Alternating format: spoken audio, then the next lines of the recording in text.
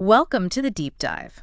Today we're diving into something I find totally fascinating, and that's how babies go from just crying to, actually talking. It is pretty amazing. Yeah, it's mind-blowing when you think about it. Like, how do those tiny humans figure out this whole language thing? It really makes you realize how unique human language is, right? It really does.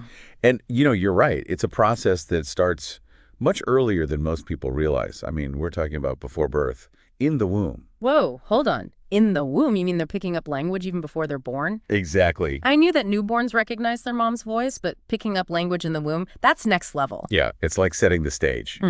So around week 25 of gestation, a baby's ears are developed enough to start picking up sounds. Okay. Obviously, it's muffled, because they're in the womb, but they're hearing mom's voice, the rhythm of her speech, and even bits and pieces of other conversations or music. Wow, so they're really tuning into the sounds of their native language before they even take their first breath. That's wild.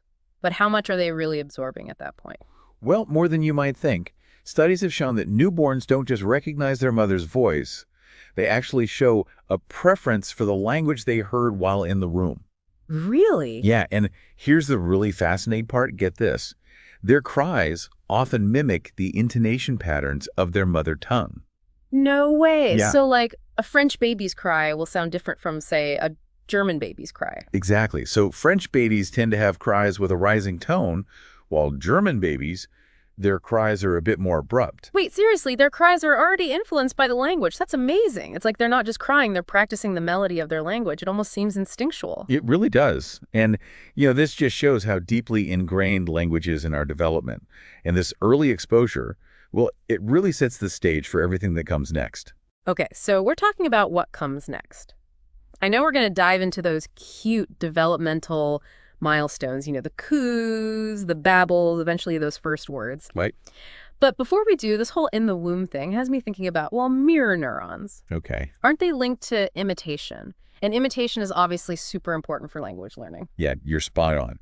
Mirror neurons fire both when we do something, an action, and when we see someone else doing that same action. Right. And they're thought to be really important for understanding other people's actions and intentions. Mm-hmm.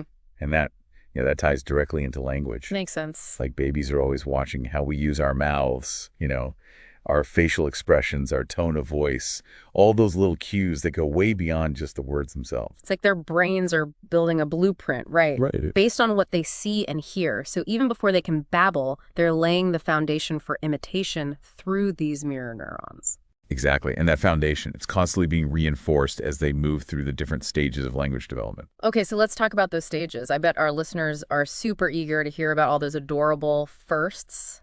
The coos, the babbles, and then, of course, those precious first words. Absolutely. Let's start with the cooing and gurgling stage, which is usually between 0 and 3 months. Those sweet little ooh and ah sounds. Oh, it's music to a parent's ears. Right. But I'm guessing it's more than just cuteness overload. Oh, it's definitely more than just cuteness. What they're doing is testing out their vocal cords, figuring out how to make all those different sounds. Oh, okay. And they're also responding to voices, learning that communication is a two-way street. It's really the foundation for all those back and forth conversations they'll have later on. So it's like their first dip into the pool of human connection, even if it's just gurgles and smiles for now. So how does it progress from there? What happens after the cooing stage? Well, around 4 to 7 months, we enter the babbling phase. Those strings of ba ba ba and da da da. Oh, yeah, the babbling. It's so cute. Right. And this is where things get really interesting. Because they're not just playing with sounds at this point. Oh. They're practicing consonant sounds, experimenting with pitch and intonation, and believe it or not, they're even starting to get a feel for sentence structure. Wait, hold on. Sentence structure? From babbling. I never thought about it that way. Yeah. So while it sounds like gibberish, their brains are already figuring out the patterns and the building blocks of language? Absolutely. They're like these tiny little linguists decoding the code even if they don't know it yet. That's amazing. And then, then comes the magical moment everyone waits for, the first words, usually between 9 and 12 months. Ah, the first words. It's such a huge milestone. Are there any common ones, like across different languages? You often see mama, data, and words for familiar things like ball or car. Those tend to pop up in babies' vocabularies across many cultures. Oh, wow. So they're making those all important sound meaning connections. Exactly. So it's not just sounds anymore, it's intention. They're using specific sounds to refer to specific people or things. That's a pretty big step. It really is. And from there, well, things really take off. Get ready for the word explosion, usually between 18 and 24 months. Word explosion. That sounds intense. What happens during the word explosion? It is intense. They go from maybe 20 words to over 200 in just a few months. They're like little sponges, just soaking up every word they hear. Wow. And it's not just nouns anymore. They're adding verbs, adjectives, and even starting to put words together into short phrases. So from mama to want cookie in what feels like the blink of an eye, that's a remarkable jump in complexity. But I'm curious, with all these new words flooding their brains, how do they actually learn and remember all these words so quickly? It's not like they're cracking open dictionaries. That's where fast mapping comes in. It's this amazing ability babies have to learn new words after hearing them just a few times. Fast mapping. Yeah, okay. It seems almost effortless, but there's actually some pretty fascinating stuff going on behind the scenes. Okay, I'm all ears. What's the secret behind this fast mapping superpower? Well, researchers think it's a combination of things.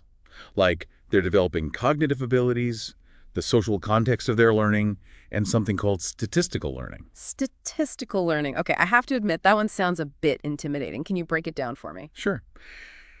Imagine you're a baby and you're listening to a stream of sounds. You start to notice patterns, like certain sounds occur together more often while others are less common. Okay. Your brain starts picking up on these statistical regularities and uses them to segment the speech stream into words. So it's like their brains are these incredibly sophisticated pattern detectors, constantly analyzing the sounds they hear and figuring out which ones go together. And that's how they start separating individual words from this constant flow of speech. Exactly. It's a pretty remarkable feat of, unconscious processing. And this ability to detect statistical regularities, it's not just limited to language. It applies to things like music and visual patterns as well. Wow, this is blowing my mind. It really shows how much is going on beneath the surface. We see those cute babbles in those first words, but there's this whole intricate world of cognitive processing happening that we usually don't even realize. It's true. And this is just the beginning. We haven't even touched on the role of caregivers, the importance of social interaction, or all the fascinating myths surrounding language development. I'm already hooked. This deep dive is turning out to be quite an adventure. So to all our listeners, get ready to explore the fascinating world of how babies learn to talk. We're just getting started. Welcome back to the deep dive. We just left off talking about fast mapping and how babies' brains are like these amazing pattern detecting machines. Yeah. It really makes you appreciate all the complex processing that's going on behind those adorable babbles and first words. It's true. I mean, we often take for granted just how much learning is happening in those first few years.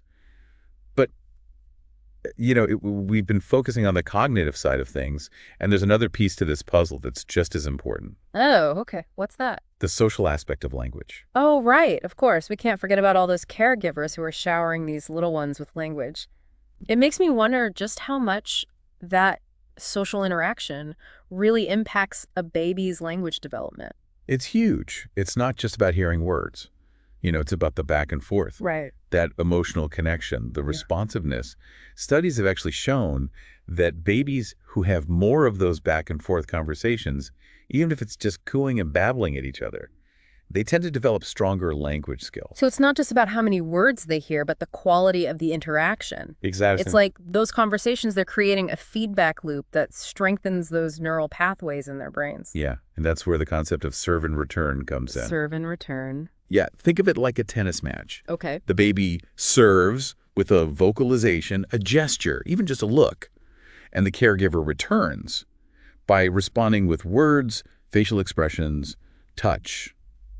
Acknowledging and building on that interaction. Oh, that makes sense. Yeah. It makes me think of those times when my little niece points at something and her mom doesn't just say, yes, that's a ball. She'll say something like, that's a big red bouncy ball. Do you want to play with the ball? Perfect example. It's all about expanding on what the child is communicating, building vocabulary, introducing new ideas, all within a warm and responsive interaction. Right. It's like those seemingly simple little exchanges are laying the foundation for how they understand the world and their place in it. It's more than just words. It's about connecting, communicating with others. Exactly. And this brings us to, well, another fascinating aspect of language development. Okay. infant-directed speech, what we often call baby talk. Okay, baby talk. I have to admit, I used to think we should, try to avoid it, thinking it would, hinder their language development, but I've heard that might not be the case. It's a common misconception. While it might sound a little silly to us, with the exaggerated tones and simplified words, Yeah. studies show that babies actually prefer infant-directed speech. Really? Why is that? I always thought it was more for the parents than the baby. It's actually pretty clever from an evolutionary perspective. Okay. Those higher pitches, the slower tempos, they help babies distinguish sounds. It makes it easier to kind of parse the speech stream and pick out individual words. So it's like we're instinctively fine-tuning our communication to match their developmental needs. Exactly. I guess all those sing-songy voices and repetitive phrases aren't so silly after all. Nope. It's a really powerful tool for capturing their attention, conveying emotion, and, helping them crack the code of language. And as they get older, we naturally adjust. We start to introduce more complex vocabulary and grammar as their understanding grows. It's amazing how we just adapt our communication style to support their development. It really highlights the intricate dance between biology and social interaction in language acquisition. It really does. But speaking of adaptation, this makes me think about bilingualism. How do babies learn two languages at once? I mean, wouldn't that be confusing for their developing brains? That's a common concern. But, babies' brains are incredibly good at handling multiple languages. Oh, wow. They don't really see it as learning two separate systems. They just absorb the patterns and nuances of both languages. So it's like they're creating a mental map with different routes for each language. Yeah, kind of. But what about those times when you hear bilingual kids mixing languages? Does that mean they're confused? Not necessarily. Think of it more like code switching. Code switching. Yeah, it's a pretty sophisticated skill that allows them to move between languages depending on who they're talking to and the situation. It's a sign of flexibility and adaptability. I never thought about it that way. It just goes to show that those little brains are far more capable than we give them credit for. This brings up another question, though. If babies can learn multiple languages so easily, does that mean there's a critical period for language acquisition, like a window that closes after a certain age? That's a big debate among linguists. It's true that the younger we are, the more adaptable our brains are to language learning. But the idea of a hard critical period, it's not really widely accepted anymore. So it's not like a door that just slams shut. More like a window that gradually closes. Kids who are exposed to a second language later on can still become fluent. It might just take more effort. Oh, that's reassuring.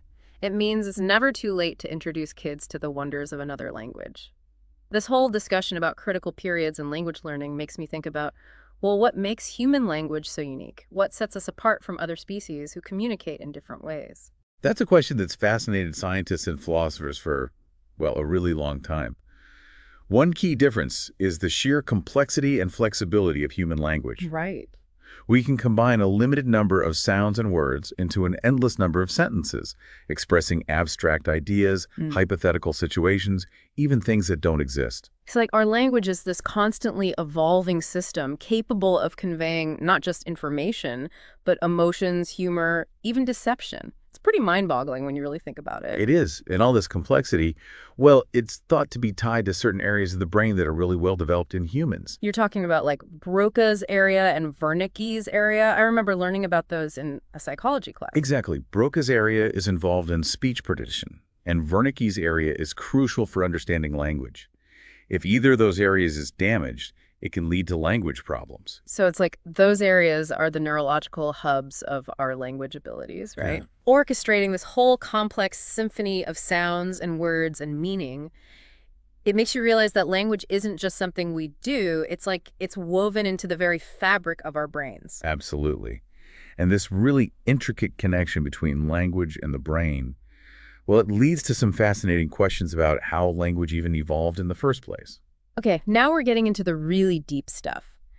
What are some of the leading theories about how language came to be? Was it a sudden leap or more of a gradual process? There are lots of theories, but one of the big ones is that language evolved as a tool for social cooperation.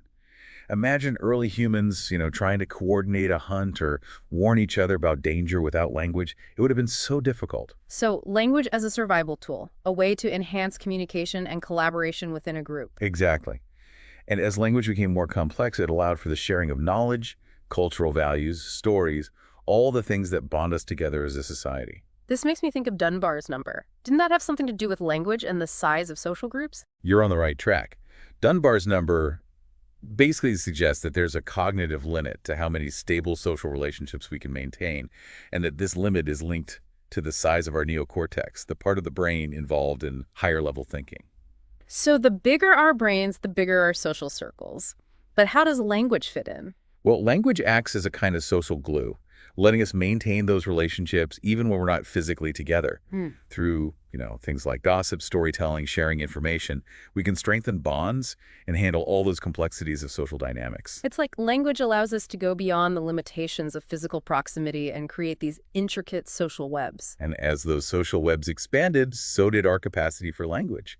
It became this powerful tool for sharing knowledge, passing on culture, and ultimately shaping who we are as a species. It's incredible to think about the huge impact language has had on our evolution and our place in the world. It all starts with those first babbles, those early attempts to communicate, those precious moments of connection between a baby and their caregivers. It's a truly amazing journey, and we're only halfway through our deep dive. There's still so much more to explore. We have even talked about the relationship between language and thought, or literacy skills, or the nuances of language acquisition in different cultures. I can't wait to dig into all of that. So for all our listeners out there, stay tuned for the final part of our deep dive, where we'll continue to unravel the mysteries of how babies learn to talk. Welcome back to the deep dive. I don't know about you, but my brain is, it's buzzing after that last segment. Yeah, it's pretty amazing stuff. Dunbar's number, the evolution of language. It's incredible to think about how it all fits together. It really is. It highlights how interconnected language, cognition, and social interaction really are. Yeah. And it really sets the stage for some deeper questions we're going to explore this final part of our deep dive. Okay, I'm ready. We've talked about how language acquisition works, the how, but I'm curious about the why now. What's the point of language? What does it allow us to do that we couldn't do otherwise? That's a great question. And I think it gets right to the heart of what makes us human. One of the most profound things about language is how it can shape our thoughts and how we see the world. So it's not just for communication, it's actually influencing how we think. Exactly. The language we use provides a framework for understanding and categorizing the world around us. Take colors, for example. Okay. Some cultures have very specific terms for different shades of color, while others group them more broadly. That's interesting. So the language we learn growing up can actually affect how we see something as basic as color. It can. And it goes beyond just colors, too. It affects more complex things, like how we talk about emotions, relationships, even time and space. It's all shaped by the language we use. It's like our language is the lens through which we view the world, right? It's No. both freeing and limiting at the same time. This makes me wonder about something else. What about language and creativity? Does having a good vocabulary and understanding grammar make us more creative? That's a good question. While there's no easy answer, there's definitely a link. Language gives us the building blocks for creative expression. Think about poets, songwriters, novelists. Right. They're all masters of language. They can play with words and bend the rules to create something beautiful and new. It's like language gives them the tools to create pictures with words. Yes. Right? To evoke emotions, to take us to different places. It's pretty amazing when you stop and think about it. It is. And even for those of us who aren't, professional writers, having a good command of language lets us express ourselves better, to share our ideas, to connect with others on a deeper level. Speaking of connecting, this brings us to another important aspect of language, storytelling. Right. From bedtime stories we hear as kids to the big stories that shape our culture, stories are everywhere in human experience. Absolutely. Stories help us understand the world, pass on knowledge, build a sense of shared identity. Right. And language is how those stories get carried across generations. It's like a thread that links us to the past and guides us toward the future. But how do babies learn to understand and appreciate stories? Is it natural, or does it need to be nurtured? It's a little bit of both. Babies are drawn to stories naturally. They love the rhythm, the repetition, the familiar characters. Yeah. But we can help them grow their love of stories by surrounding them with language, reading to them often, and talking to them about the stories. So we're planting those seeds early on, basically. cultivating a love of language and storytelling. Right. So how does all this connect to literacy skills later on? Does having a strong base in spoken language automatically mean kids will be good at reading and writing? It's a good indicator, but it doesn't guarantee it. Spoken language provides the foundation, but learning to read and write involves a whole different set of skills, Oh, like what? like decoding symbols, understanding grammar, putting your thoughts down on paper. So it's like building a bridge from the world of sounds to the world of written words. Exactly. And building that bridge takes instruction and practice. But all those early experiences with language, all those conversations and bedtime stories, that lays the groundwork. This makes me think about the different ways to teach reading. I've heard a lot about phonics versus whole language. Is there one right way, or is it more about finding the approach that works for each kid? That's a debate that's been going on forever. Phonics-based instruction focuses on the sounds of letters and letter combinations and is backed by science. Right. But a balanced approach, one that includes elements of whole language like reading aloud and exposure to lots of different kinds of books, is often seen as the ideal. So finding that right mix is what matters. Right. It's about giving kids the tools they need to be confident readers. This has been such an amazing journey. We've gone from those first Bibles to the evolution of language, from how babies acquire language to developing literacy skills. It feels like we've just scratched the surface, but it's given me a whole new appreciation for language. Me too. It's complex, it's beautiful. I hope our listeners feel the same. We've looked at the science, the milestones, the myths, and the impact language has on our lives. It's a good reminder that every word we say, every story we share, every attempt to communicate, it all shows the power of language. It's a power that shapes our thoughts, our relationships, and ultimately who we are as human beings. What a great point to wrap up on. Yeah. Thanks for joining us on The Deep Dive. We'll see you next time for another exciting look into the world around us.